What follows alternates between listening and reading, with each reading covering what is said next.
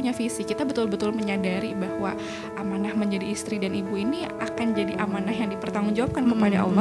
Kan biasanya orang-orang gini bilang bahwa ibu rumah tangga tuh cuma ya teh. Iya, cuma ibu rumah tangga gitu, padahal enggak sama sekali. Sebetulnya ketika kita ya tadi ya merendahkan diri kita sendiri di hadapan diri kita sendiri, itu ya mencuri banyak banget energi gitu bener. ya. Yang belum menikah ingin menikah, tetapi yang sudah menikah coba nanti aja nikahnya. Begitu juga tentang punya anak ya teh ya gitu.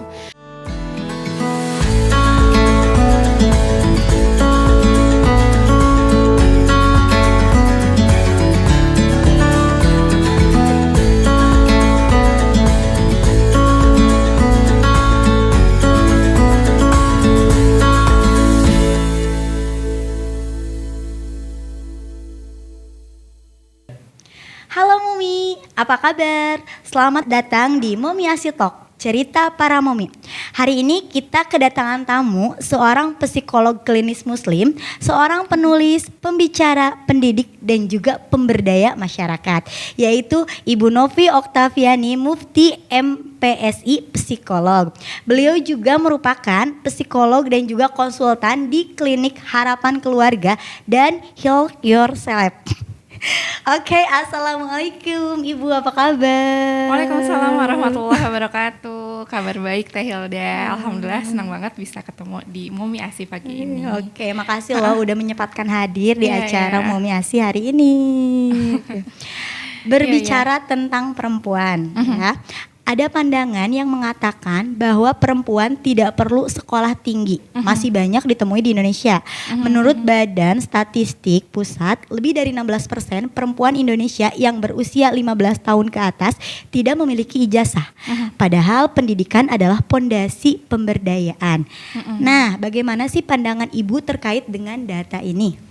Iya, sejujurnya kalau mengetahui data ini ya Teh ya, sebagai perempuan rasanya cukup miris ya gitu, ketika ternyata banyak nih para perempuan yang secara pendidikan misalnya gitu ya tidak mendapatkan kesempatan atau mungkin tidak terpikir mungkin ya untuk sekolah tinggi gitu. Padahal betul seperti yang tadi Teh Hilda sampaikan bahwa pendidikan itu adalah fondasi dari pemberdayaan perempuan itu sendiri gitu Teh. Oke. Sebenarnya pemberdayaan perempuan itu apa sih Teh? Nah, ini yang menarik ya Hilda. Karena sekarang tuh kayak banyak banget ya definisi tentang perempuan yang berdaya. Apalagi kalau misalnya kita lihat di sosial media ya Teh gitu. Seperti misalnya perempuan berdaya itu harus yang punya bisnis, harus yang sekolah tinggi sampai S3 profesor dan lain sebagainya gitu ya.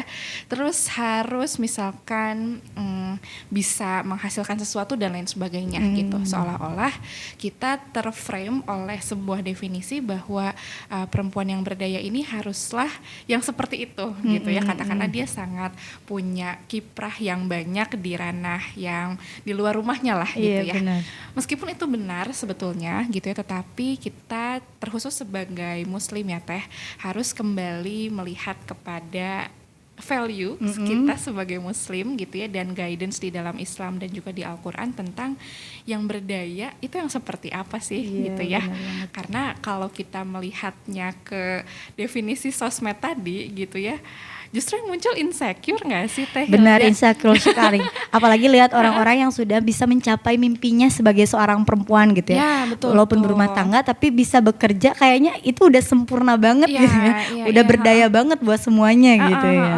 Bahkan ya mungkin gak jarang ya dari teman-teman yang menyimak Momi Asi juga banyak yang berpikir bahwa saya kayaknya benar-benar gak berdaya karena cuman di rumah aja gitu kan ya, karena cuman ngurusin anak dan lain sebagainya. Jadi kesana gitu ya berpikirnya, padahal sebetulnya kalau kita berkaca pada definisi lah ya gitu, berdaya di dalam Islam itu sebetulnya lebih kepada bagaimana kita sebagai seorang perempuan ini kembali fokus, kembali aware kepada apa sih fungsi dan peran diri kita di hadapan Allah sebetulnya Teh gitu.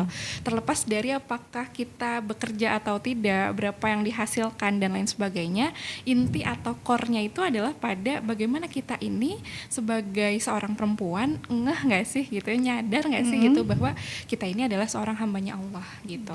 Sehingga ketika kita fokusnya kepada itu dulu gitu ya, bahwa hal pertama yang harus kemudian kemudian ada di dalam diri kita untuk menjadi perempuan yang berdaya itu adalah kesadaran kehambaan gitu.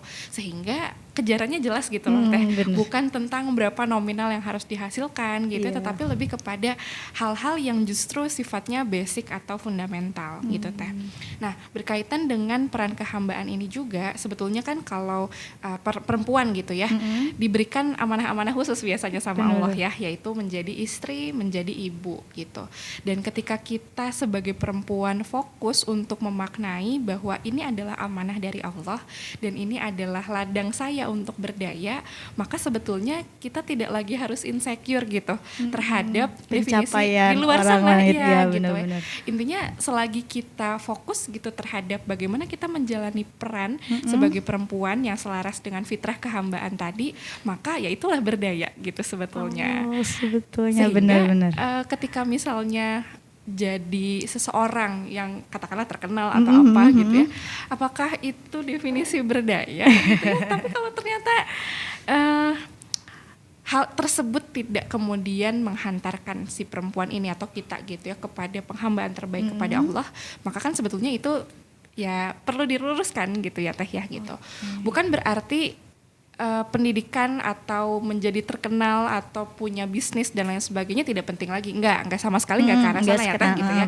Bukan itu gitu, karena memang kalau kita lihat contoh-contoh di dalam Islam juga banyak sekali perempuan-perempuan misalnya Siti Khadijah gitu ya yang punya potret kesuksesan yang luar biasa gitu ya Teh.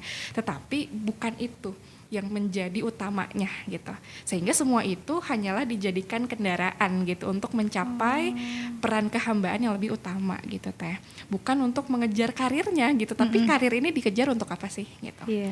Termasuk juga ketika misalnya kita menjadi istri, menjadi ibu gitu ya, kan kayak gitu-gitu aja ya kerjaannya, rutinitasnya berulang setiap harinya, nyapu lagi, masak lagi, ngurus anak lagi gitulah ya gitu.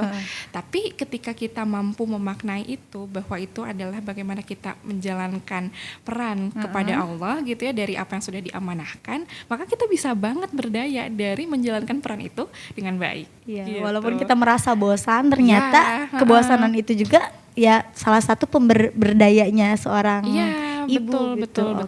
Karena kalau kita tidak punya framework ke arah sana ya Teh, maka kalau yang pernah saya temui gitu, entah itu misalnya dari orang-orang sekitar atau dari klien-klien yang ditemui, itu seringkali jadi membuat para perempuan ini merasa aku kehilangan diriku sendiri gitu setelah menikah, setelah menjadi ibu gitu kan, atau bilang bahwa aku sekarang udah jadi perempuan yang gak berdaya karena gini-gini doang katanya gitu. Nah berarti kan wah apa nih definisi berdaya yang ada di dalam kepalanya gitu.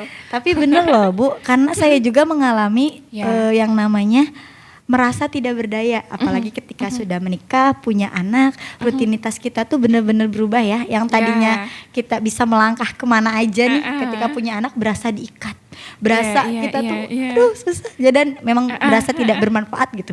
Itu gimana sih Teh kalau ya kayaknya mungkin bukan saya aja ya, mungkin beberapa teman-teman atau perempuan-perempuan yang dulunya pernah bekerja, ketika sudah menikah ya terasa dikekang, terasa terikat ya. Itu mungkin merasa karena pola pikirnya mentok kali ya. Jangankan Teh Hilda, saya sendiri juga pernah ngalamin itu gitu ya, dimana waktu dulu kan sebelum menikah tuh kayak wah kesana kemari, terus punya banyak kegiatan dan lain-lain gitu kan. Tapi ketika sudah menikah kan otomatis ada perubahan-perubahan ya Teh ya gitu, yang kemudian kita juga tidak membayangkan secara konkret barangkali ya tentang si perubahan itu tuh bakal segimana sih dampaknya gitu ya kepada diri kita. Sehingga ketika kenapa ya kok aku tuh ngerjainnya ini terus gitu kan, masa sih kayak gini gitu ya. Sirik dengan orang kadangnya dengan perempuan lain, aduh temanku aduh aku nggak pede jadinya. Nah tapi itulah yang kemudian kalau buat saya pribadi ya Teh, akhirnya menghantarkan saya untuk berpikir ulang gitu. Apa sih definisi perempuan yang berdaya gitu ya, apa sih yang harus saya lakukan untuk bisa berdaya gitu. Karena kalau misalnya kita bandingkan dengan orang lain atau standar sosial gitu kan, gimana ya, nggak bisa sama, nggak bakal sama. Iya gitu, akhirnya oh iya ya, emang kita disuruh apa sih sama Allah gitu kan. Kalau kita berbicara salah satu ayat Al-Quran ya Teh ya, di surat Az-Zariyat ayat ke-56, Dan aku tidak menciptakan jin dan manusia, kata Allah, melainkan hanya untuk beribadah kepadaku, gitu. Itu doang yang disuruh ke kita tuh sebenarnya, gitu kan. Hanya beribadah ya. Sehingga bagaimana kita menjalankan peran sebagai istri, sebagai ibu, baik itu yang bekerja atau tidak, baik itu yang aktif di luar ataupun tidak, gitu. Maka semua harus mengerucut kepada kita sedang beribadah loh kepada Allah, gitu. Dan ketika fokusnya ke arah sana, maka urusan yang akan kita pikirkan hanyalah aduh gimana ya, saya udah tunai belum ya tugas kepada Allah, gitu. Sehingga ya udah, kalau orang lain melakukan sesuatu yang lain, apakah saya juga harus melakukannya, kan belum tentu juga ya Teh ya sebetulnya. Gitu. Berarti balik lagi ke niat dan tujuan ya. Betul. Dan definisi apa tadi ya yang kita punya tentang menjadi berdaya. Berdaya, gitu. Oke, benar. Nih, bagaimana sih seorang perempuan yang hanya seorang ibu rumah tangga bisa memberdayakan dirinya, sedangkan di sisi lain seperti yang tadi disebutkan bahwa ibu rumah tangga itu mengerjakan pekerjaan rumah, membuat rumah tuh harus selalu baik-baik saja, mulai dari beberes, jagain anak, masak dan lain sebagainya. Itu gimana Ibu? Dan ini luar biasa ya, bahwa kerjaan-kerjaan itu tuh gak ada habisnya. Dan kalau kita berbicara energi gitu, energinya tuh gede banget ya. Luar biasa. Dan bukan cuma energi fisik, tetapi energi jiwanya tuh juga harus optimal gitu kan untuk mengerjakan semua itu gitu. Sehingga sebetulnya seperti yang tadi disampaikan gitu ya, kita bisa banget menjadi seorang perempuan yang berdaya ketika kita tahu arah hidup kita tuh mau seperti apa. Ketika kita tahu bahwa Allah nyuruhnya apa sih ke kita, gitu. Sehingga ketika misalnya menjadi ibu, menjadi istri gitu, yang ya notabene si area yang kita kita berada di dalamnya tuh ya rumah gitu, karena sebenarnya gitu. Dan seringkali kita berpikir bahwa aduh, kalau kayak gini doang mah kayaknya nggak oke deh, kayak kurang gimana. Kok aku nggak menghasilkan gini-gini terus gitu apa kan, sih? Gitu. Padahal sebetulnya kalau buat seorang perempuan muslim ya Teh, ketika dia memaknai betul perannya sebagai istri, sebagai ibu, maka istilahnya gini, dari pagar paling depan rumahnya sampai dengan tembok paling belakang rumahnya, itu adalah ladang amal solehnya. Itu adalah tempat di mana dia sebetulnya sangat bisa berdaya. Gitu. Ketika misalnya menjadi istri yang baik gitu ya, yang taat. Aku merinding menjadi istri yang baik, jadi ibu yang baik. Ini proses buat kita semua ya sekali, gitu, bahwa ya ketika kita memproseskan itu gitu, jadi istri yang taat kepada suami, istri yang menyenangkan gitu ya bagi suami, kemudian menjadi ibu yang amanah terhadap anak-anaknya gitu. Kita juga punya visi terhadap pengasuhan dan lain sebagainya. Ya itulah ladang pemberdayaan buat kita sebetulnya gitu. Sehingga masaknya seorang perempuan yang punya visi dengan masaknya perempuan yang nggak punya visi, itu kan pasti beda ya. Iya, gitu. benar-benar. Contoh misal gitu, ketika kita nggak punya visi atau kita sedang lupa terhadap visi itu, mungkin yang kita rasakan adalah aduh gini-gini terus nih gitu ya, capek banget dan lain sebagainya gitu. Tapi ketika kita punya visi, kita betul-betul menyadari bahwa amanah menjadi istri dan ibu ini akan jadi amanah yang dipertanggungjawabkan kepada Allah gitu, maka kita akan berpikir bahwa oh iya, saya harus menyiapkan makanan yang sehat misalnya gitu, karena saya sedang mendidik calon pemimpin misalnya, saya sedang mendidik calon orang soleh di masa depan nanti misalnya. Gitu kan, atau saya sedang menghantarkan suami saya kepada kesuksesan di hadapan Allah misalnya. Kan jadi ini ya, kitanya juga punya semangat ya? Betul gitu. Dan lagi kita juga perlu berpikir ulang gitu ya, tentang kan biasanya orang-orang gini bilang bahwa ibu rumah tangga tuh cuma ya Teh ya. Iya, cuma ibu rumah tangga gitu, padahal enggak sama sekali loh. Padahal gitu. kita tuh lagi bener-bener membangun, mendidik anak-anak yang nantinya kelak diharapkan bisa menjadi bermanfaat gitu ya. Betul gitu. Justru peran istri, peran ibu itu adalah peran-peran kemuliaan gitu yang Allah hadirkan buat kita. Jangan sampai kitanya yang merendahkan peran itu. Iya, benar. Kadang memang merendahkan bener. Dalam artian merendahkan gitu. Ih kok orang lain mah hari ini teh kesini, oh banyak banget sih kerjaannya. Lo aku cuma nyuapin, mandiin.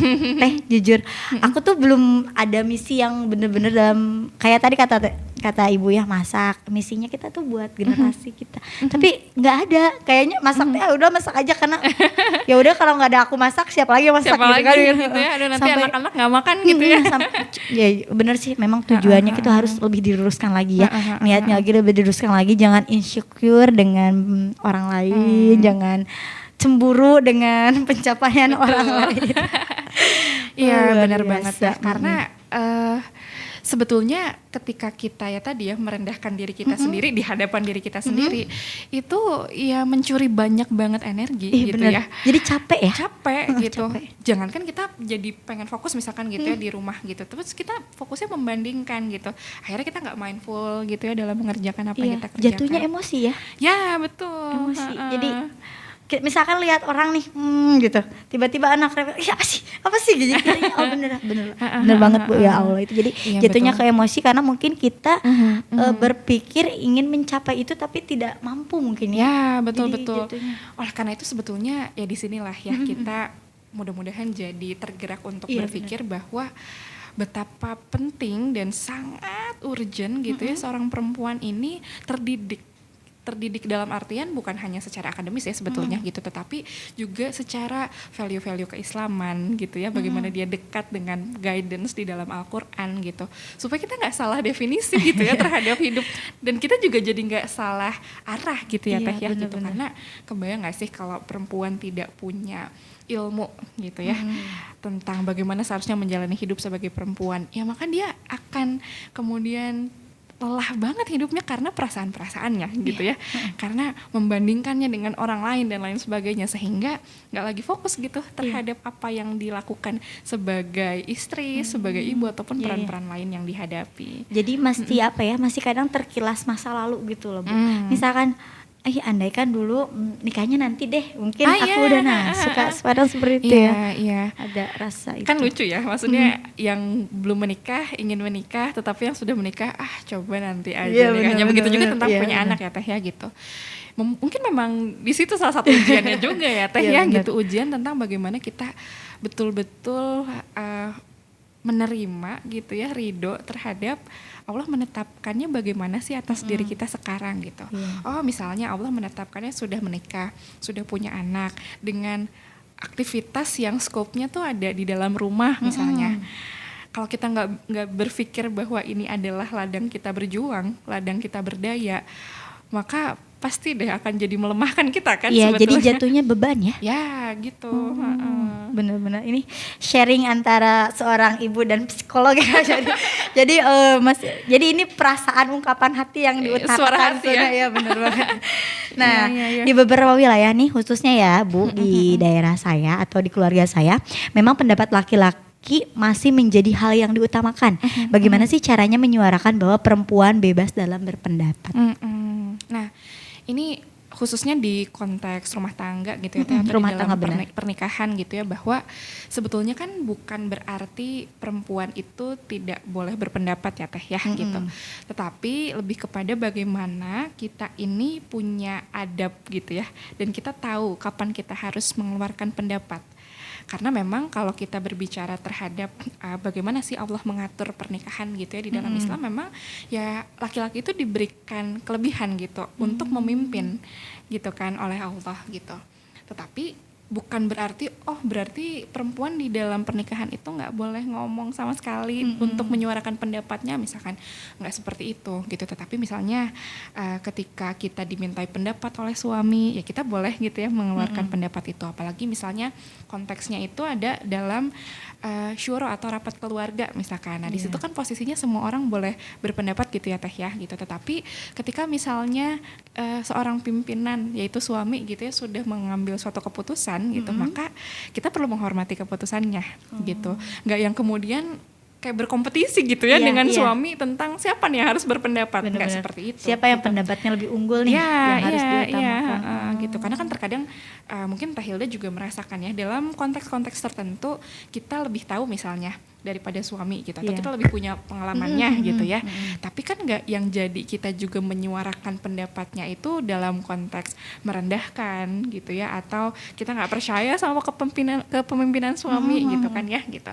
Sehingga kita perlu tahu main cantik lah ya, Iya, katakanlah iya, iya. gitu ya, tentang kapan kita harus diam, kapan kita harus berpendapat gitu, terutama ya tadi ya memperhatikan adabnya seperti apa sih terhadap suami gitu, karena adalah sebuah aturan ya dari Allah bahwa suami memang dijadikan pemimpin di dalam rumah gitu, sehingga ya pasti akan terjadi kekacauan gitu ya ketika si perempuannya ini saking pengennya berpendapat gitu ya, saking pengennya juga menyuarakan gitu ya, dia jadi pengen memimpin Lebih juga dominan gitu ya ya nanti. gitu. Memang terus memang di apa namanya, kadang pemimpin tuh harus laki-laki ya, emang diharuskan atau gimana deh? Karena mungkin perempuan lebih ke emosi ya, kalau laki-laki lebih ke logika gitu ya. Khususnya di dalam pernikahan ya memang dari defaultnya lah katakanlah gitu ya, aturan dari Allahnya memang laki-laki yang memimpin. Tidak gitu. mesti melihat latar belakang pendidikan, latar belakang tidak seperti itu ya. Tapi memang terkadang kalau misalkan perbedaan pendapat gitu ya, kalau misalkan istri selalu ingin dominan ya jatuhnya pasti berantem ya. Iya benar-benar banget. Jatuhnya pasti gitu. berantem gitu ya. Oke nih. Wanita tidak perlu pendidikan tinggi, toh ujungnya akan balik lagi ke dapur nih. Bagaimana Ibu menanggapi isu ini? Nah, ini aku sendiri mengalami loh Bu ya. Tanggapan-tanggapan seperti bener. ini. Itu gimana tuh? Ini kan ya anggapan masyarakat ya Teh ya gitu, bahwa perempuan mah nanti juga apa katanya sumur, kasur, dapur Nah gitu bener, kan. sumur, kasur, dapur. Nah, tapi sebetulnya kita juga perlu melihat hal ini dalam konteks yang lebih luas ya Teh gitu, bahwa kalau berbicara menjadi perempuan berdaya gitu ya, kan pendidikan itu adalah salah satu yang bisa menopang kita menjadi berdaya ya Teh ya gitu. Terutama pendidikan itu akan sangat berpengaruh pada bagaimana membentuk pola berpikir, pola bersikap gitu ya, apalagi dalam menjalankan peran sebagai istri dan sebagai ibu gitu. Sehingga sebetulnya akan jauh lebih baik apabila justru perempuan ini terdidik gitu ya, bisa kemudian punya semangat untuk belajar dan lain sebagainya gitu. Dan sebetulnya terdidik di sini bukan harus selalu konteksnya adalah sekolah formal atau akademis ya Teh ya gitu, tetapi yang paling penting adalah perempuan ini memiliki kemauan untuk terus belajar Teh. Gitu ya, dia rasa penasaran terhadap ilmunya tinggi gitu ya, sehingga kalaupun misalkan qadarullah belum mendapatkan kesempatan untuk lanjut sekolah dan lain sebagainya gitu ya, tetapi ketika perempuan ini dekat dengan ilmu gitu ya, maka ya itulah yang akan menjadi modal juga gitu bagi bagaimana dia menata dirinya sebetulnya ya Teh ya gitu. Karena contoh misalkan bagaimana kita bisa mengelola emosi kita dalam menjalani peran sehari-hari, itu butuh ilmu gitu ya. Bagaimana mendidik anak apalagi butuh ilmu juga gitu ya. Terus apabila misalkan kita mau mengambil ranah seperti Teh Hilda gitu ya, yang jadi istri, jadi ibu, tetapi juga entrepreneur gitu ya.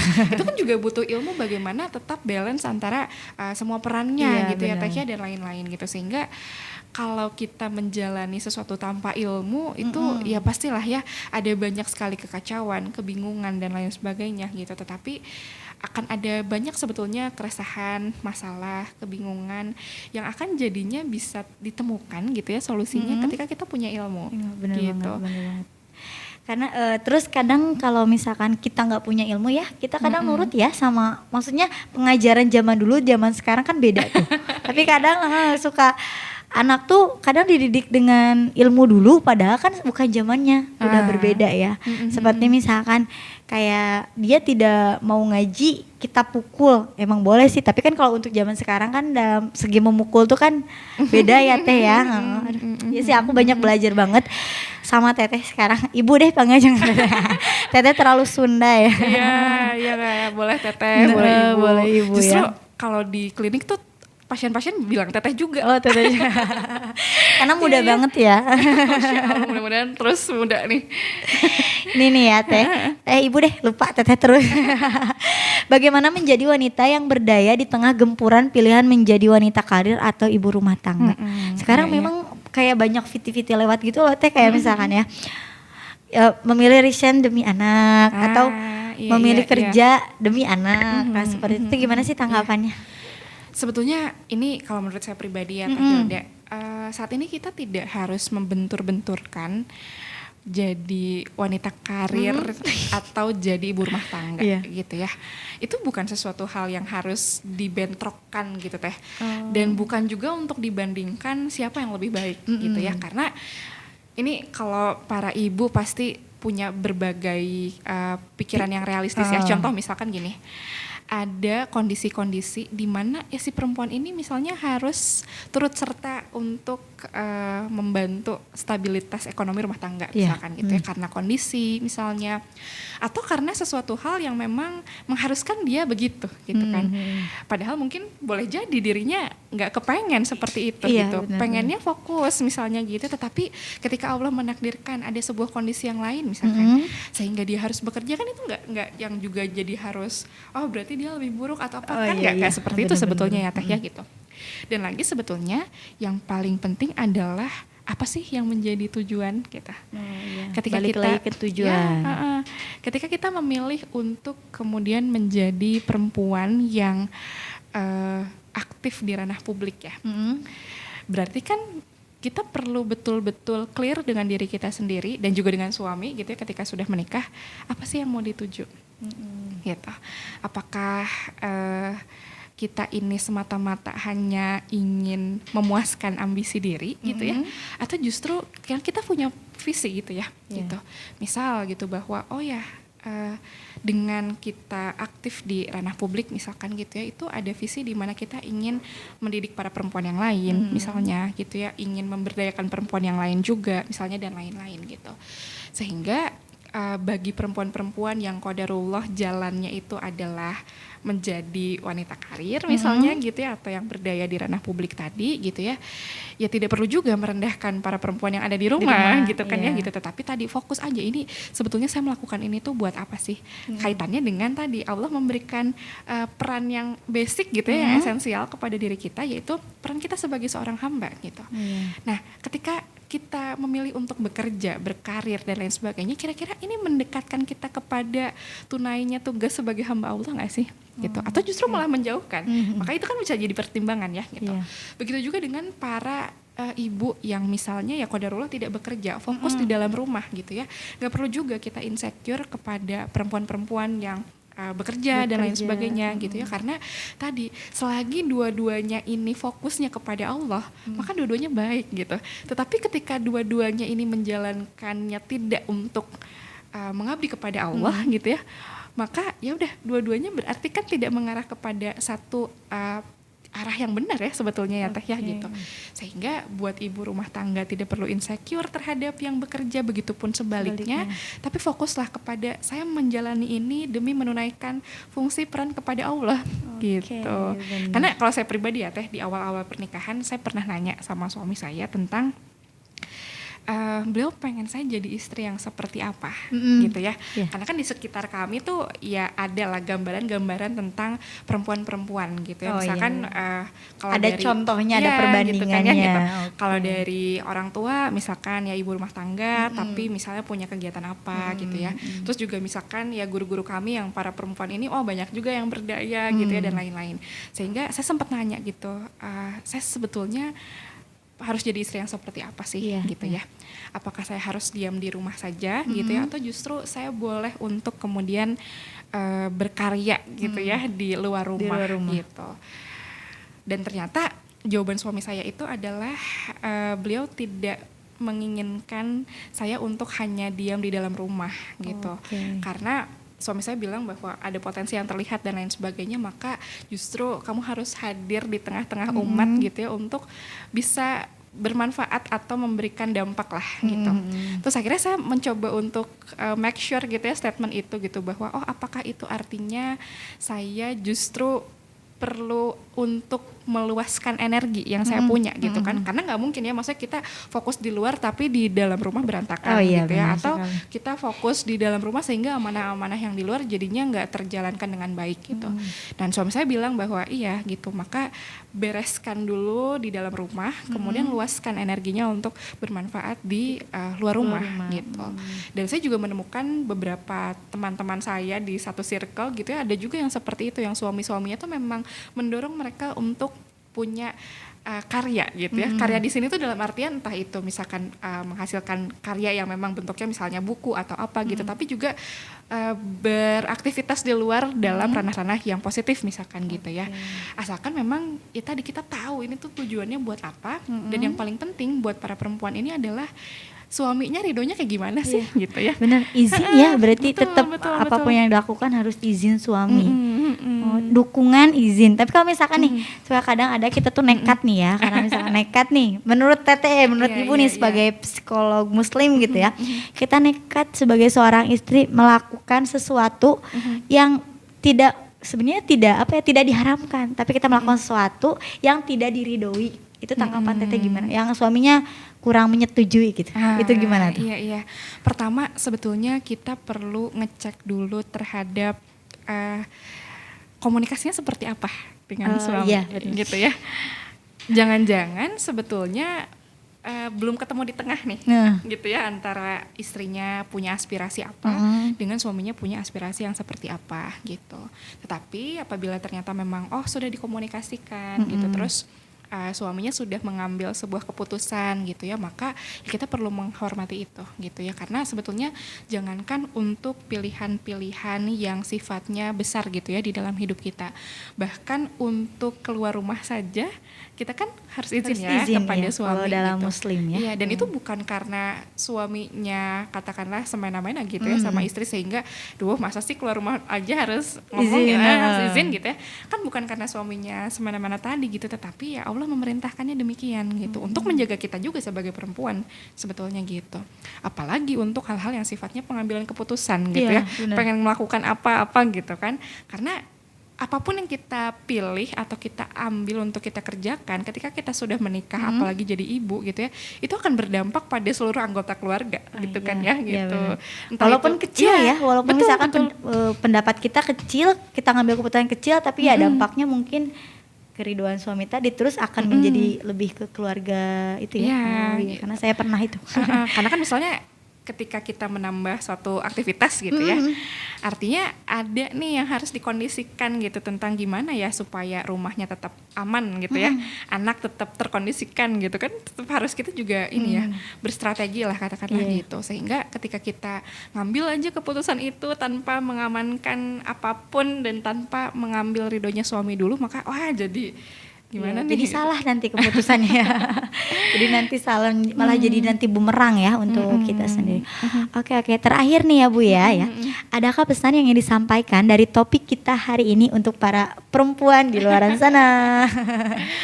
Iya, ini sebetulnya bukan buat para perempuan di luar sana saja, tetapi buat diri saya sendiri juga gitu ya, bahwa kita tidak perlu terkotak-kotakan oleh definisi berdaya yang kita tahu dari sosmed gitu ya, bahwa kayaknya harus gemerlap gitu ya kalau menjadi perempuan gitu.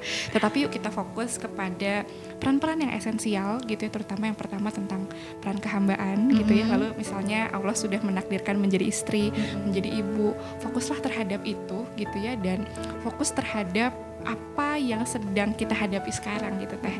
Ketika misalkan Allah takdirkan fokusnya di dalam rumah gitu ya, maka jalankan itu dengan penuh kesadaran akan kehambaan, dengan penuh tanggung jawab juga gitu ya, karena ya semua hal akan dimintai pertanggungjawabannya di hadapan Allah gitu. Dan ketika kita tadi ya punya fokus untuk menjalankan peran itu di hadapan Allah, dan kita fokus terhadap apa yang menjadi ketetapan atas diri kita dari Allah gitu ya, maka disitulah ladang berdayanya kita sebetulnya, tanpa perlu kita membandingkan dengan perempuan yang lain, para ibu yang lain dan lain sebagainya gitu ya, karena itu hanya akan merusak diri kita dari dalam sebetulnya gitu ya. Gitu. Oke, terima kasih Ibu untuk kesempatannya hari ini. Mudah-mudahan topik hari ini bisa menginspirasi khususnya untuk kami yang ada di sini, umumnya untuk para semua perempuan di luar sana. Assalamualaikum warahmatullahi wabarakatuh.